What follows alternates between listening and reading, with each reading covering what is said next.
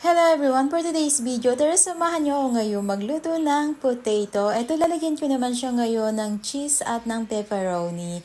Ayan, ang ganda ng pang-slice ko guys. Ayan, ay in-order ko sa online at napakatalas niya. Kaya order din kayo nito at ang ganda niyang pang-slice. Ayan, babad muna natin ng konti sa water and salt yung ating potato para hindi siya mag-dark yung color niya. At ito, naglagay ako dito ng oil at butter para masarap yung aking potato. Masarap po yung lasa na may butter. At ayan, naglagay din ako dito ng onion and garlic. Gisahin ko lang muna siya. Then, lagay ko din yung potato. Try nyo to guys at sure magustuhan nyo rin to.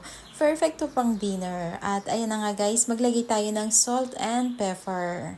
Ayan lang yung ingredients ko dyan. Napakadali lang nitong lutuin. At maglagay din tayo dito ng heavy cream. I-cover natin para mabilis siyang lumambot. Pero kung diretso oven, okay na din to kahit na hindi natin siya lutuin, i-mix na lang natin. At naglagay din ako dito ng pepperoni. At ito na nga yung heavy cream ko guys. Masarap yan. Kaya sure na magugustuhan nyo rin to. Kaya itry nyo na din to for dinner. At maglalagay din tayo dito ng cheese. Lulutuin muna natin ng konti yung ating potato. At pag okay na, lalagyan natin siya ng cheese. Masarap kasi yung maraming cheese nito.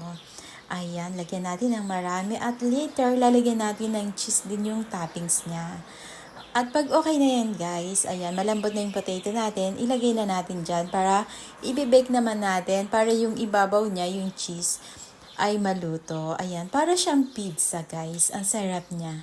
At thank you for watching my video. Sana magustuhan niyo po yung aking mga videos. At pag nagustuhan niyo naman guys, ayan, golden brown na yung ibabaw niya and ready to eat na. And thank you for watching and sana magustuhan niyo po yung aking mga videos and try nyo to guys at magugustuhan nyo rin to. See you on my next video.